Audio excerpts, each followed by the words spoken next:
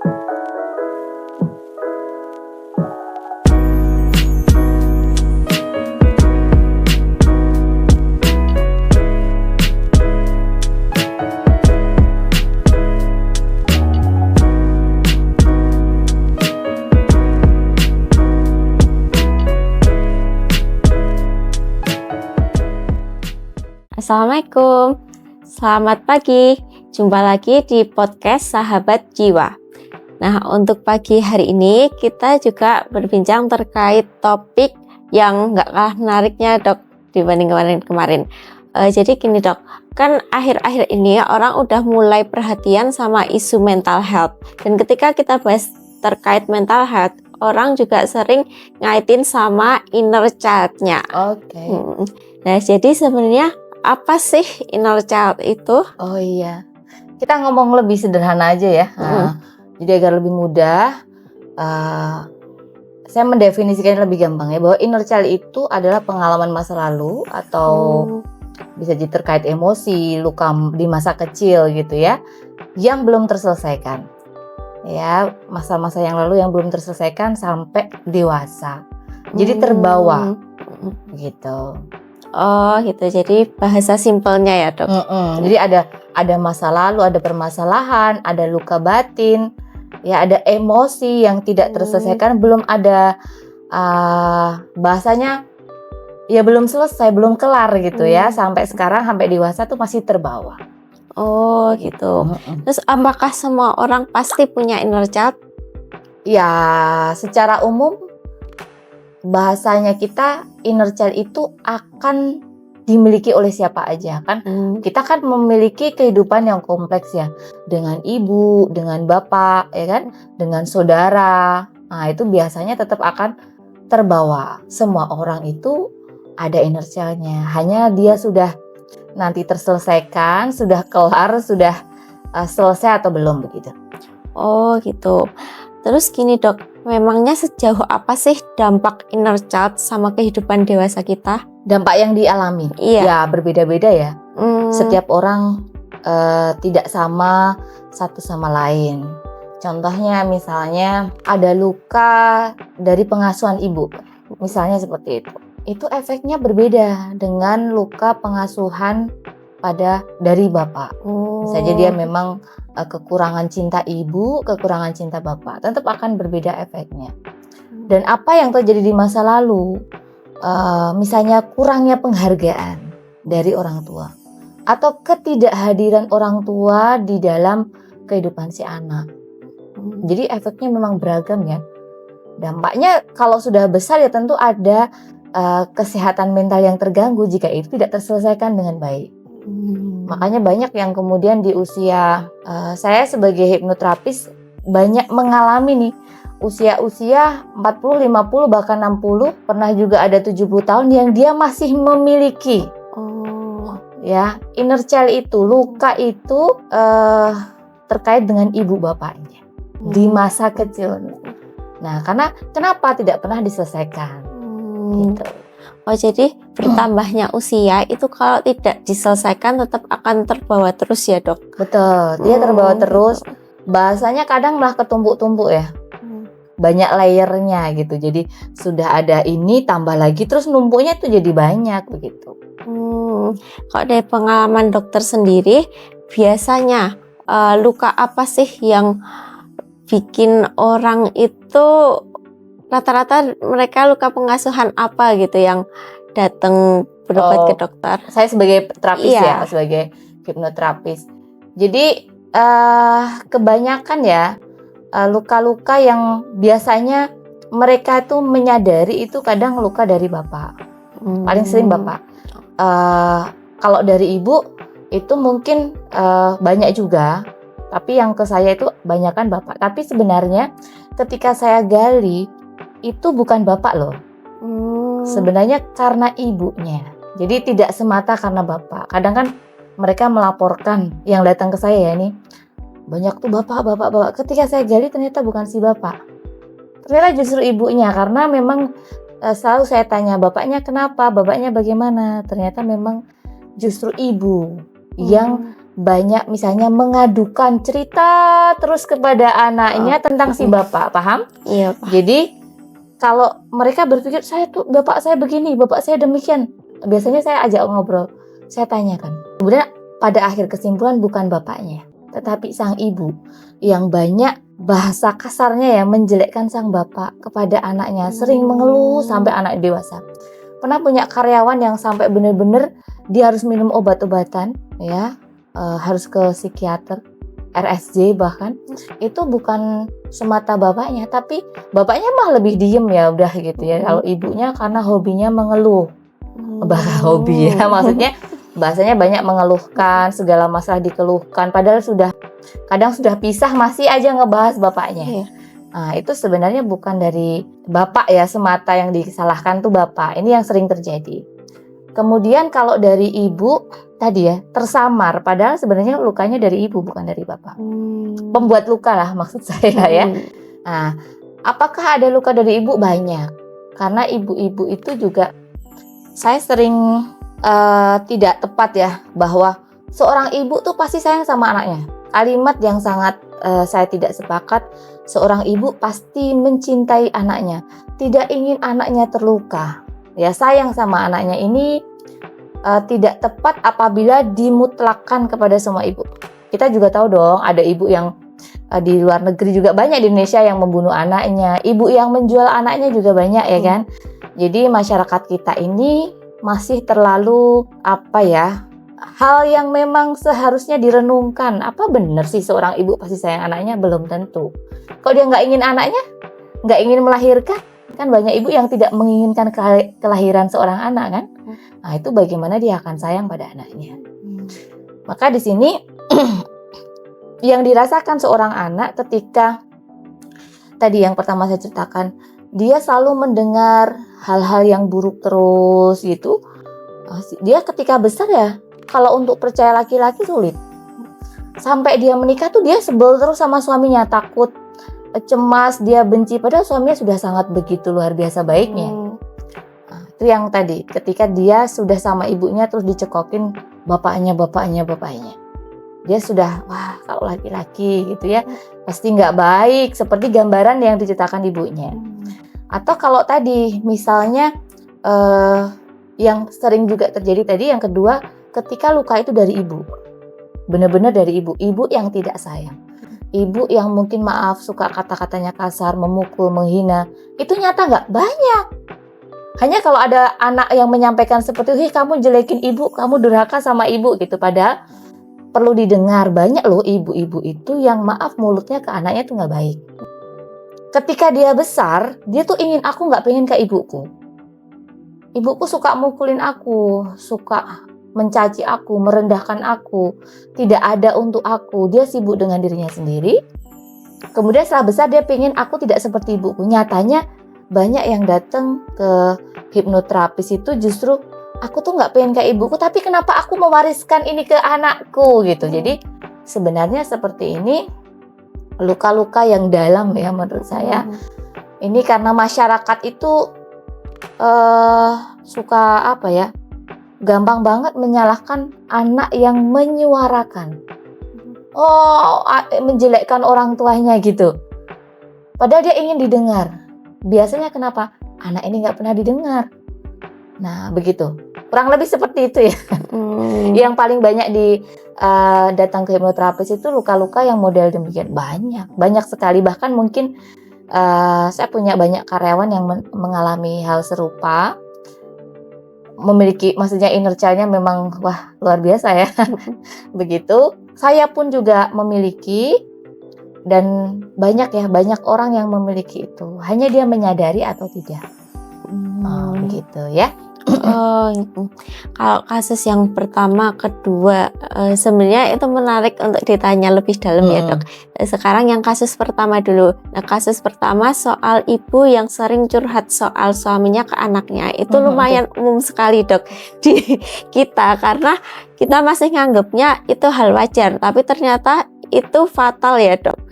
Terus kalau misalnya jadi anak yang sering dicurhatin sama ibunya terkait jelek-jeleknya bapak, apa yang harus dilakukan? Ya, jadi eh, kita ini sebagai anak itu kan seperti kayak dikasih warisan penderitaan. Ya, kita diberi warisan penderitaan. Kita kadang-kala menganggap kalau anak berbakti itu harus mewarisi penderitaan itu. Itu stigma di masyarakat tuh seperti itu. Padahal itu salah. Jadi ketika kita ini sama orang tua, itu hubungannya adalah dalam Islam ya, berbaktinya itu sesuai dalam ajaran Islam saja. Kita hormat, kita bersikap baik, tapi tidak kemudian kita mewarisi penderitaan mereka. Penderitaannya kita kembalikan kepada ibu. Supaya kita tidak terbawa, tidak membawa, dan akhirnya terus kita juga wariskan kepada anak. Maka yang terbaik adalah, saya biasanya tergantung kondisi pasien ya. Nah, biasanya ada pasien yang dia mengeluhkan ibunya selalu aja ngomongin bapaknya terus gitu. Itu kan benar-benar ada karyawan saya itu sampai gangguan jiwa berat. Jadi dia sampai benci, dendam sama bapaknya, padahal dia tuh nggak pernah ketemu bapaknya. Ini kan luar biasa ya. Ya kalau dalam Islam ini ibu yang dosa ini ya, udah menjelekin suami, menjelekin mantan suami, terus masih anaknya jadi korban. Tetapi kita kan lagi nggak ngomongin masalah dosa, ini ngomongin tentang bahasanya termasuk juga kejahatan. Karena seorang ibu mestinya dia memberikan ketenangan kepada anak. Tapi ya mungkin di masa kemarin tuh banyak yang kurang mengerti ya masalah kesehatan mental, sehingga anak ini tadi kan kalau misalnya kita itu dibawa ibu kita ke suasana haru, suasana kita dengerin suara ibu itu kan, ibu kita tuh di atas, kita di bawah, kita khusyuk ya. Nah itu kan filter kita untuk kepala itu terbuka, jadi semuanya masuk ke kepala kita. Jadi itu kayak pemrograman otak. Nah kita udah masuk di alfa bahasanya gitu ya. Semuanya masuk di dalam kepala kita dengan hal-hal yang buruk tadi. Nah, itu kan meracuni sebenarnya. Racun yang diberikan, maaf bahasanya, oleh ibu kepada seorang anak. Racun yang sangat berbahaya banget. Bagi apa? Bagi anak. Dia nanti jadi sulit percaya sama laki-laki. Padahal dia akan menikah toh. Dia akan menikah, dia akan jadi sulit bahagia. Gambaran buruk seorang laki-laki itu ada pada dirinya gitu. Ya, di satu sisi mungkin ada bagus ya. Oh, dia akan memilih laki-laki yang betul-betul seperti ini. Tetapi setelah dia mendapatkannya pun, mendapatkan suami yang benar-benar cinta, sayang, perhatian, dia masih ada rasa tadi kurang, maaf ya, jadi maaf gampang karena ibunya curiga, kemudian kata-katanya jadi tidak bagus ke suaminya gitu. Nah ini dilihat lagi lah sama anaknya terus gitu kan mengalir. Maka kalau saya menasihatkan untuk memang seperti ini menjauh gitu. Tetap berbuat baik pada orang tua, tetapi lebih baik itu anak yang tidak satu rumah ya dengan ibu. Apalagi sudah dewasa gitu, tidak satu rumah, terus komunikasinya juga tidak terlalu banyak komunikasi. Jadi benar-benar ada batas gitu. Kalau tidak ada batas, ya ujungnya dia akan terus mendapatkan curhatan terus-menerus begitu. Oh, jadi menjaga batas itu bukan berarti durhaka ya dok? Ya, kalau maksudnya menjaga batasan ini, kita tetap memberikan sikap hormat kita. Kita bilang baik-baik, ibu, saya butuh untuk belajar gitu ya. Saya butuh waktu untuk saya menyelesaikan tugas-tugas saya, pekerjaan saya. Jadi menyampaikannya bukan aku harus menjauhi dirimu gitu, bukan. Tetapi kita bicara baik-baik bahwa kondisi saya saat ini harus bekerja, ada banyak tanggung jawab di kantor atau kuliah dan lain-lain gitu. Jadi jangan sampai saat menikah pun ya, ini sampai terjadi saat menikah pun anak-anak yang dicurhatin ini masih dicurhatin. Jadi rumah tangga yang harusnya memikirkan dia, suami dan anak-anak, dia masih mikirin ibunya. Ini banyak terjadi loh ya kan. Dan masyarakat nganggep ya kasihan ibumu. Ingat setelah menikah, bahkan sebelum menikah pun kita diutamakan. Baru yang lain, baru mungkin ibu dan yang lain. Apalagi setelah menikah, bukan ibu lagi juga, lebih lagi gitu, lebih kepada keluarga kita. Nah, kalau ini tidak di-stop ya, memang hanya orang yang berani ya, hanya orang yang memang menyadari bahwa aku harus stop ini. Itu kan butuh keberanian yang luar biasa. Kita akan dihina, disalahkan, dijelekkan, dituduh. Padahal kita itu ingin nyelamatin diri dan demi kebaikan semua. Itu menyerahkan penderitaannya kepada yang menderita. Kan yang bisa menyelesaikan beliau, sang ibu, bukan kita. Nah, gitu ya. Jadi banyak banget sebenarnya sekarang ini pelatihan-pelatihan ya untuk kita tuh menyembuhkan diri dari luka akibat pengasuhan ibu yang tidak tepat. Termasuk hal seperti ini. Masya Allah. Padahal hal ini lumayan umum tapi dampaknya besar banget ya dokter. Sekarang yang kedua, yang soal kita nggak mau kayak ibu, tapi kok ketika udah berumah tangga secara tidak langsung perilaku kita bisa menyerupai orang yang kita nggak mau kayak gitu. Terus cara memutusnya gimana dok? Ya, karena memang tadi ya, semua program itu tadi saya bilang kalau lagi ngomong sama ibu itu tuh kan kondisi sedih, ya kan? Kondisi sedih, kita mendengarkan ibu, kita berduka itu filternya kan terbuka. Jadi kita masuk ke alam bawah sadar, sudah semua masuk tuh program dari ibu yang nggak bagus jadi. Kemudian ketika kita sudah dewasa, otomatis karena sudah terprogram kan, ya akan bergerak aja. Misalnya ibunya ada ucapan A, itu langsung tersinggung, langsung marah. Maka ketika ada ucapan B, ibunya langsung jengkel. Itu pun efeknya begitu kita ada kejadian yang A dan B, efeknya sama, sikapnya sama sebagaimana ibu bersikap. Gitu. Cara yang harus dilakukan adalah uninstall. Cara uninstallnya? Cara uninstallnya ya, ini saya pribadi juga memakai banyak jenis program ya. Ternyata karena luka ya tadi ya, luka di masa lalu yang begitu banyak itu tidak gampang, tidak semudah membalik telapak tangan. Maka saya ingin menasihatkan kepada semua orang, kalau mau nyembuhin luka-luka itu harus sabar. Karena lukamu pasti nggak satu. Luka inner child nggak satu, pasti akan banyak sekali. Jadi kadang-kala kita merasa, wah aku udah selesai. Padahal ibu bapak kita tuh masih aja terus seperti itu. Sikapnya masih terus seperti itu sampai kita tua bahkan. Jadi kan banyak sekali toh. Nah, maka yang perlu dilakukan itu banyak jenis terapi. Saya kalau dibilang uninstallnya pakai apa dokter, pakai banyak banget ya.